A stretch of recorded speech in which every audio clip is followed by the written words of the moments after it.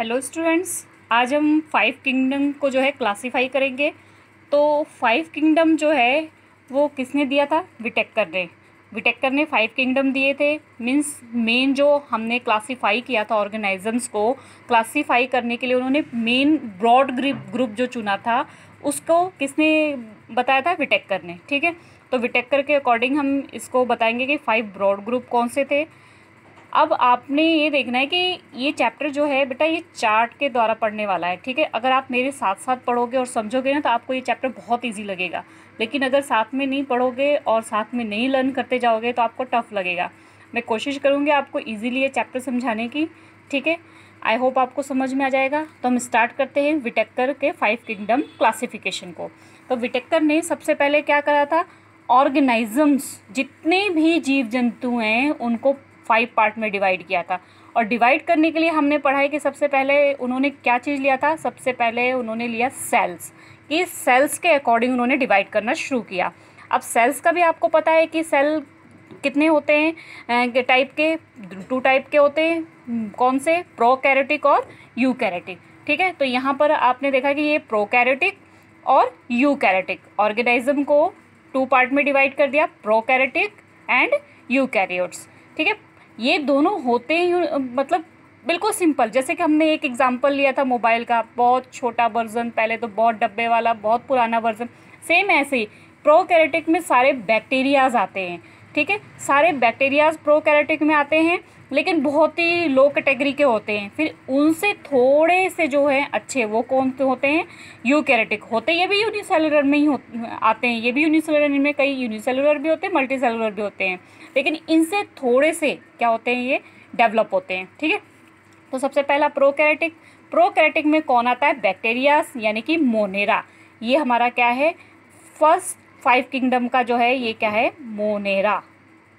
ठीक है, मोनेरा हो गया। ठीक है, तो याद हो गया ऑर्गेनिज्म 2 पार्ट में, प्रोकैरियोटिक, यूकैरियोटिक। प्रोकैरियोटिक कौन हो गया? मोनेरा। इसमें कौन से आते हैं? सारे बैक्टीरियाज आते हैं।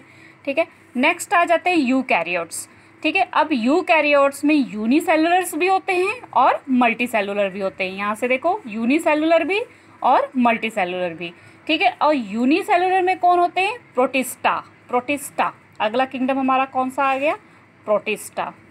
प्रोटिस्टा में कौन कौन आते हैं? जैसे कि अमीबा, पैरामीशियम, यूग्लिना, ये सारे आते हैं। ठीक है, अब ये यूनिसेलुलर में ये हो गए। नेक्स्ट अब जो था इसका अगला मल्टीसेलुलर। मल्टीसेलुलर में भी अलग अलग हुए। तो मल्टीसेलुलर को 2 पार्ट में हो गए। एक पार्ट हो गया विद सेल वॉल और दूसरा हो गया हमारा विदाउट सेल वॉल। ठीक है, तो विद सेल वॉल में हमारे पास 2 पार्ट आ जाएंगे, मतलब जिनके अंदर सेल वॉल थी। एक फंगाई और दूसरा प्लांटी। ठीक है, विद सेल वॉल मतलब जिनके अंदर सेल वॉल होती है, फंगाई और प्लांटी। ठीक है, अब ये हो गया हमारा। और जिसके अंदर सेल वॉल नहीं होती है वो क्या हो गया? एनिमेलिया। वो कौन हो गए? एनिमेलिया। ठीक है, यहाँ पर हमारा क्या हो गया? फंगाई और प्लांटी। ठीक है, अब यहाँ पर देखो शुरू से आप 5 किंगडम हो गए, 1 2 3 4 एंड 5। तो आप शुरू से सारा चार्ट एक बार रिवाइज कर लो, उसके बाद मैं इसके कैरेक्टरिस्टिक बताती हूँ। ठीक है, ऑर्गेनिज्म किसने दिया था ये 5 किंगडम? विटेकर ने। ऑर्गेनिज्म को 2 पार्ट में पहले डिवाइड किया according to cell, prokaryotes, eukaryotes.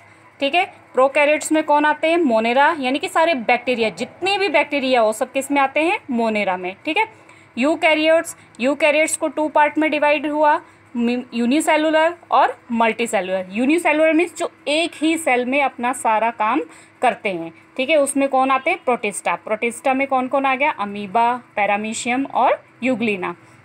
Next आ गया हमारा मल्टीसेलुलर।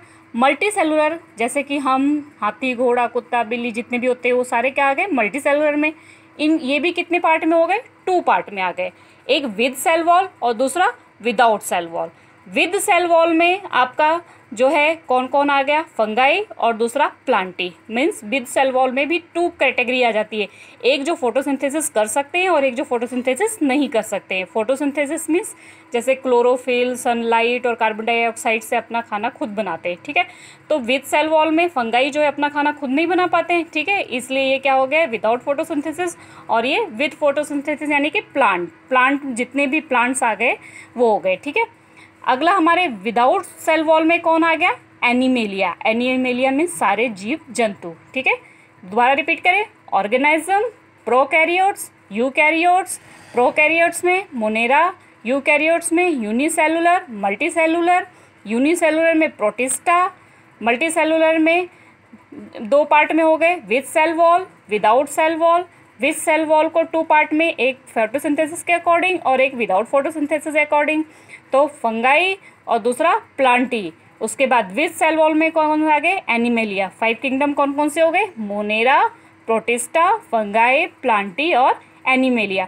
ये तो आपके छोटे छोटे हो जाएंगे पार्ट, ये फटाफट रिवाइज हो जाएंगे, मोनेरा, प्रोटिस्टा और फंगाई, ठीक है। लेकिन प्लांटी और एनिमेलिया को और सब ग्रुप में डिवाइड किया गया है और डिटेल में, ठीक है।